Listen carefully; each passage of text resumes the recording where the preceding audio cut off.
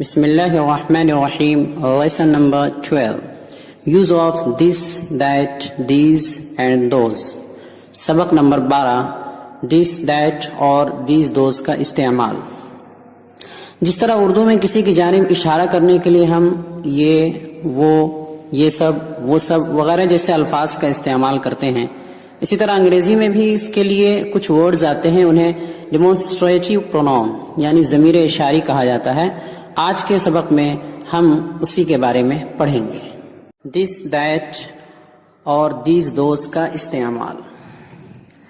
अगर कोई आदमी या चीज़ या जगह, कोई आदमी या चीज़ या जगह हमारे सामने यानी करीब में है, तो उसकी जानिब इशारा करने के लिए हम दो वर्ड्स का इस्तेमाल करते हैं. इंग्लिश में दो वर्ड्स का इस्तेमाल होता है. Number 1 this, number 2 these. पहला है अगर वो चीज़ या शख्स या जगह सिंगुलर यानी एक है, वो शख्स, वो चीज़ या जगह जिसके जानिब इशारा करना है वो सिंगुलर यानी एक है, तो उसके जानिब इशारा करने के लिए दिस का इस्तेमाल होता है. जैसे this book is mine, this book is mine, ये किताब मेरी है. दिस इज़ अ काइट, ये एक पतंग है. दिस इज़ अ बोट, ये एक कश्ती है. दिस इज़ अ टैक्सी, ये एक टैक्सी है. दिस इज़ हिज वॉच, ये उसकी घड़ी है. This is your brother, this is your brother, ये उसका, ये तुम्हारा भाई है. This is a post office, ये एक डाक खाना है. दिस शॉप इज़ आवर्स, ये दुकान हमारी है. तो पहली मिसाल दिस बुक इज़ माइन यानी ये किताब मेरी है. इसमें देखिए कि किताब सामने है और एक है, यानी एक है और सामने भी है, इसलिए हमने उसकी जानिब इशारा करने के लिए दिस का इस्तेमाल किया है.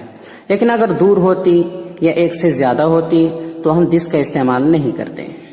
इसी तरह तमाम मिसालों में चीज़ करीब में है और वाहिद है यानी एक है, जिसकी वजह से दिस का इस्तेमाल किया गया है.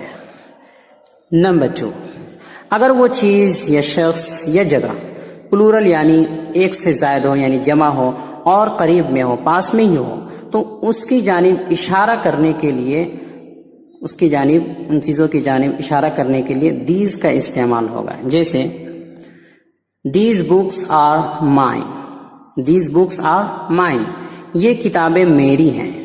These both boys are our classmates, these both boys are our classmates, ये दोनों लड़के हमारे दरसी साथी हैं. These are our teachers, these are our teachers, ये हमारे असातिज़ा हैं. These all boys are our students, these all boys are our students, ये सारे लड़के हमारे शागिर्द हैं. दीज चिल्ड्रन आर जीनियस, ये बच्चे अक्लमंद हैं. पहली मिसाल दीज बुक्स आर माइन यानी ये किताबें मेरी हैं.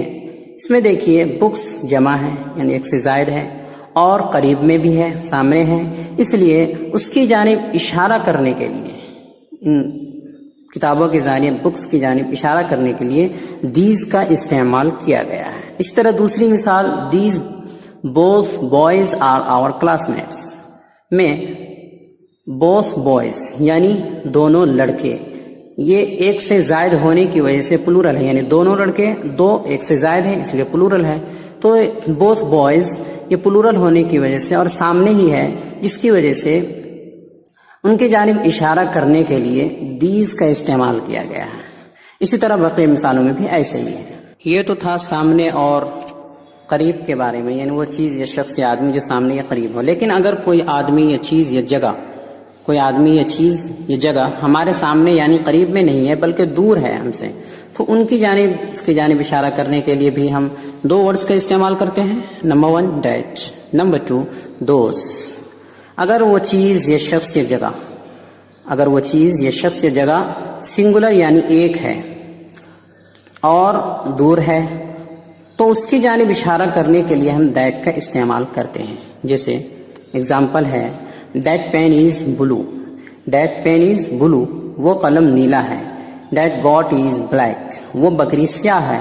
That girl is a student, वो लड़की एक तालिब इल्म है. That is Ahmed's father, that is Ahmed's father, वो अहमद के वालिद हैं. دیٹ از آور اسکول، وہ ہمارا اسکول ہے.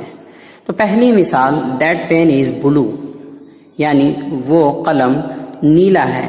اس میں دیکھیے پین ایک ہے اور دور بھی ہے، لہٰذا ہم نے اس کی جانب اشارہ کرنے کے لیے دیٹ کا استعمال کیا ہے. اگر سامنے ہوتا تو ہم دس کا استعمال کرتے، لیکن دور ہے اس لیے دیٹ کا استعمال کیا گیا ہے. اسی طرح تمام مثالوں میں ایسے ہی ہے. نمبر 2، اگر وہ چیز یا شخص یا جگہ پلورل یعنی ایک سے زائد ہو، پلورل یعنی ایک سے زائد ہو یعنی جمع ہو اور دور میں ہو، قریب میں نہ ہو بلکہ دور ہو، تو ان کی جانب اشارہ کرنے کے لیے دوز کا استعمال ہوتا ہے. جیسے مثال ہے those clothes are yours, those clothes are yours, وہ کپڑے تمہارے ہیں. Those both books are expensive, وہ دونوں کتابیں مہنگی ہیں. دوز آر نیو کارس، وہ نئی گاڑیاں ہیں. Those all are my plots, وہ تمام میری زمین ہیں. پہلی مثال دوز کلوتھس آر یورز میں دیکھیے کہ کلوتھس جمع ہے، اس آخر میں ایسا آیا ہے جس کی وجہ سے پتہ چل رہا ہے کہ یہ پلورل ہے یعنی جمع ہے، اور دور ہے اس لیے وہ کہا گیا ہے. دور ہے تو دور ہونے کی وجہ سے اور پلورل ہونے کی وجہ سے دوز کا استعمال کیا گیا ہے. اسی طرح دوسری مثال those both books are expensive میں دیکھیے کہ بوتھ بکس یعنی جس کا معنی ہوگا دونوں کتابیں، یہ ایک سے زائد ہونے کی وجہ سے پلورل ہے. دونوں کتابیں یعنی ایک سے زائد ہے تو پلورل ہے، اور دور ہے جس کی وجہ سے ان کی جانب اشارہ کرنے کے لیے دوز کا استعمال کیا گیا ہے. اہم بات، آپ نے آج کی مثالوں میں بار بار کچھ ورڈز کا استعمال دیکھا ہے، جیسے مائی، مائن، یور، یورس، آورس وغیرہ. یہ سب ایسے ہی ہیں جیسے ہم اردو میں بولتے ہیں میرا، تمہارا، ہمارا، اس کا، اس کی وغیرہ وغیرہ. تو اسے پوزیسیو کیس یعنی اضافی حالت کہتے ہیں. اس کی تفصیل آگے سبق میں آ جائے گی انشاءاللہ. کے سوالات، نیچے دیے گئے جملوں کی انگریزی بنائیے. یہ تمہارا بھائی ہے، یہ تمہارا بھائی ہے. وہ ایک آئینہ ہے، وہ کتاب نئی ہے. یہ سب لڑکے خوبصورت ہیں، وہ سب میرے رشتہ دار ہیں. وہ سب علماء عقل مند ہیں، وہ سب علماء عقل مند ہیں. یہ ایک گلاس ہے، وہ ایک گھر ہے. یہ سب ہمارے اساتذہ ہیں. Daily use sentences and phrases, یومیہ جملے اور فقرے. جملے ہیں سٹ ڈاؤن، بیٹھ جائیے. سٹ ڈاؤن، بیٹھ جائیے. اسٹینڈ اپ، کھڑے ہو جائیے. رائٹ اٹ، اسے لکھیے. کم سون، جلدی آئیے. کم سون، جلدی آئیے. ورک ہارڈ، محنت کرو یا محنت کیجیے. ایکسپلین می، ایکسپلین می، مجھے سمجھاؤ یا مجھے بتاؤ. ڈونٹ مائنڈ، برا مت مانو. ڈونٹ فرگیٹ، بھولنا مت. Don't do it, don't do it, یہ مت کرو. I am ready, I am ready, میں تیار ہوں. آئی ایگری، میں متفق ہوں یا میں راضی ہوں. ایکچولی، ایکچولی، حقیقت میں یا در حقیقت. ہو نوز، کون جانے یا کسے پتا. مے بی، ہو سکتا ہے یا شاید. Oh really, oh really, oh سچ مچ. سو واٹ، تو کیا. سو واٹ، تو کیا.